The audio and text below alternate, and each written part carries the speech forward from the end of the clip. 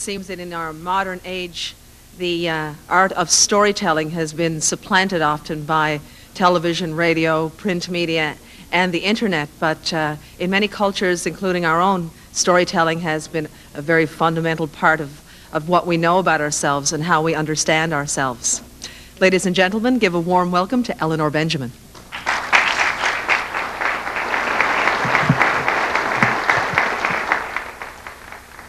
The story is called Ruby Prince. There was once a king who was very, very fond of jewels. One day, a traveling holy man stopped by the palace and said that he had a pretty red stone that he'd like to sell to the king if the king were interested. Well, of course the king was interested. He was always interested in jewels. And when he took a look at the stone that the traveling beggar offered, he saw that it was a rare and valuable ruby. And being a just and honest king as he was, he sent his servants off to the treasury to bring back a sack of coins. And he gave them to the beggar man. And the beggar man went away very well pleased. The king asked the queen to put the ruby away in a safe place. The queen took the ruby to her bedchamber. She wrapped it in cotton. She put it in a large chest by her bed and locked it with 2 locks.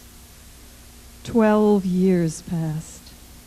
And then one day the king said to the queen, "My dear, why don't you bring me my ruby? I'd like to have a look at it and see if it's safe." So the queen went to her bedchamber. She undid the 2 locks. She lifted the lid and looked in. The ruby was gone. In its place was a handsome young man. The queen slammed down the lid, locked the locks, and thought and thought and thought. How was she going to explain this to the king? His ruby was gone, but what was worse, a handsome young man hidden away in her bedroom? She sent servants to take the chest out to the king and brought along the keys and handed them to him so he could open the chest. And when the king opened the chest and lifted back the lid, out stepped that handsome young man. "Who are you? What have you done with my ruby?" said the king. "I am Ruby Prince. More than that you must not know," said the young man. Well, that made the king angry, and he ordered the Ruby Prince to be gone from his kingdom and never return again. But being an honest and fair king like he was, he asked his servants to bring a horse for the Ruby Prince and arms and a sword so that he could make his way in the world. Off rode the Ruby Prince. And when he came to the gate and went outside the city, he found he was on the road beside a row of small houses. And there, in front of one of those houses, kneading bread and weeping and wailing as she worked, stood an old woman. "Mother, why do you weep and why do you wail?" asked the Ruby Prince from on his horse. And the woman replied, "Sir, you must not be from around here, or you would know why I weep and wail. Don't you know there's a terrible ogre that is a curse on our city? Every day we must send one of our sons to be his dinner, and tomorrow it is the turn of my only son, and that is why I weep, and that is why I wail." "Well, calm yourself, dear old woman. I will kill the ogre for you and solve the problem." "Oh, what good would it do if you tried to kill the ogre?" said the old woman. "You would end up killed, and then the next day the same thing would happen to my son." "Nevertheless," said the prince, "I will kill the ogre. If you will tell me where the ogre normally meets his dinner, I will go there, I promise." So off went the Ruby Prince to the place where the ogre normally met his dinner. He tied his horse some distance off, and he himself sat down under a tree and slept for a while. By and by along came the ogre, looking for his dinner. And seeing no one, and hearing no one, he thought that the people of the town had failed to send their promised victim. And he began to plan his revenge, but just then The ruby prince woke up very refreshed from his sleep, and he lifted his sword, and with one stroke he chopped off the ogre's head, and with 2 more strokes, his hands. And then he took the head and the hands of the ogre, and he nailed them up on the city gate for all to see. When the people saw the ogre towering above the gate, they were very afraid. They were sure he had come to destroy their city, and they ran to tell the king. The king sent his officers out to investigate. He was sure that someone had not sent a young man to be eaten by the ogre. When the king's officers came, they found that woman in front of her house laughing and singing. And they said, "Old woman, why are you laughing and why are you singing?" "Well, I'm laughing because the ogre is killed. I'm singing because the brave young man who killed the ogre is sleeping over in my house." When the officers heard that, they reported back to the king, and everyone rushed to the gate to look at the ogre.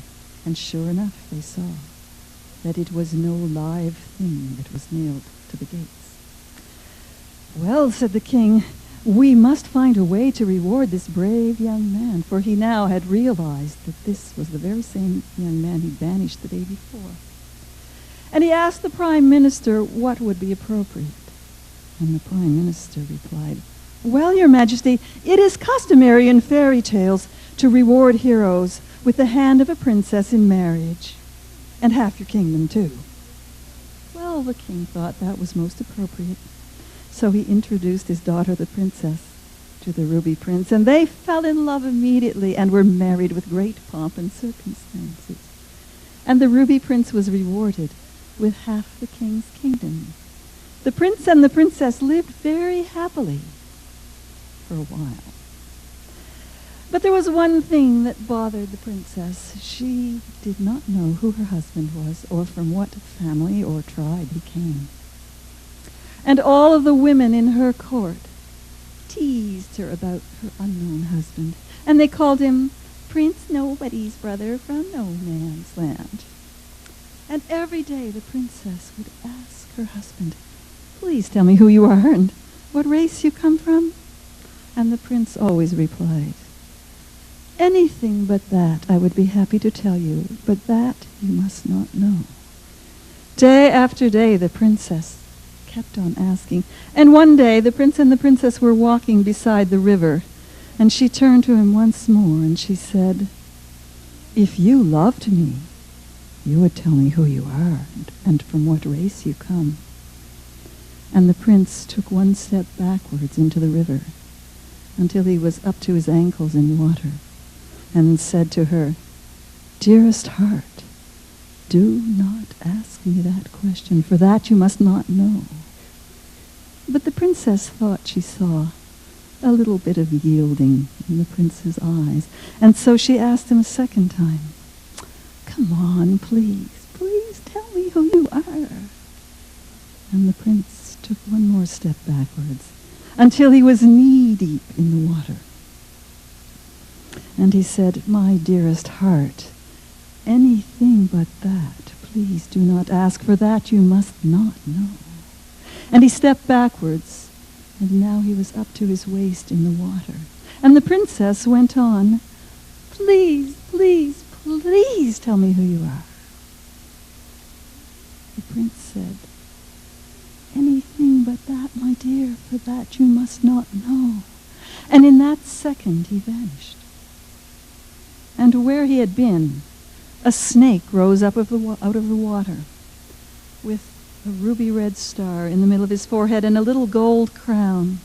And he turned and looked at her sadly and vanished under the waves. Now the princess went back to the palace broken-hearted and very full of repentance for her foolishness. And she set out a reward for anyone who could bring her news of the prince, but no one did. Time passed. Then one day, a dancing woman came to the palace.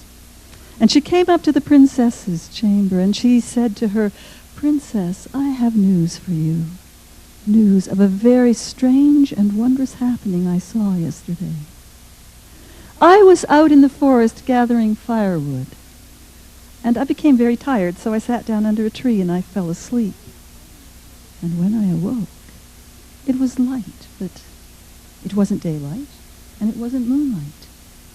And while I was thinking what that might mean, I looked across at a large tree that had a big snake hole at the bottom of it, and out of the snake hole came 2 sweepers with brooms, and they began to sweep away the dust from the ground under the tree. And after them came 2 water bearers, and they sprinkled perfumed water over the ground. And then came 2 carpet bearers, and they laid costly carpets over the freshly swept ground. And then a sound of music filled my ears, and out of the snake hole in the tree came a procession of handsomely dressed young men. And behind them came one who was larger and seemed to be their king. He wore a large gold crown on his head, all encrusted with rubies. And he stood there and watched while the music played, and in turn each one of those young men danced for the king. And the last one to dance had a ruby red star in the middle of his forehead and a little gold crown. And he seemed so tired and so pale, and he did not seem to enjoy the dance. That's what I saw, Princess. That's what I saw. Well, of course, the princess was extremely interested. And the next day she went with the dancing woman to the tree. And everything happened exactly as it had happened in the description the dancing woman had given her. And when the dance was over, everything vanished, and the princess went back to the palace, so sad. Every night after that she went and watched the strange performance, but she could not think of a way to try and free her husband from what seemed like enchantment. One day, the dancing woman came to the princess and she said, "Princess, I have an idea. Have you ever noticed it's only young men who dance for this snake king? I bet if a woman were to dance for the snake king, he would be very pleased and would reward her, perhaps with whatever she asked for. Why don't you let me go and try? I am known as the best dancer in the land." And the princess thought about that for a minute, and then she said, "No, you teach me to dance, and I will try." And so the princess studied dancing. She studied very diligently, and within a few months, she surpassed her teacher in skill. And one night, she dressed herself in her finest clothing and her best jewelry, and she set off to the tree in the forest and waited. The procession came out of the tree just as before, and there was her husband looking as though he could not even stand. All the other young men danced, and when it was his turn, it looked as though he would surely faint. And at that point, the princess leapt out from behind the tree into the circle of young dancers, and she began to dance. And her dance was so beautiful, so elegant, so refined. Nothing like it had ever been seen before. And when she'd finished, the Snake King bowed low to her, and he said, "Unknown dancer, your dance has pleased me more than any I have ever seen, and I wish to reward you with whatever you would like." And the princess replied, "Your Majesty, all I want is that young man over there in whose place I danced." The Snake King's eyes grew glittery, and he said, "You've asked for the one thing that you had no right to ask for. I should kill both you and him, but I promised. So take him and be out of here before I change my mind." Quick as thought, the princess seized her husband by the arm and pulled him outside the circle. And as soon as they were outside, everything vanished and was gone, and was never seen again. The princess took her husband back to the palace, where they ruled wisely and well after that. And no matter how much all the ladies-in-waiting teased her, she never again asked her husband from what race he came. Thank you, the Ruby Prince.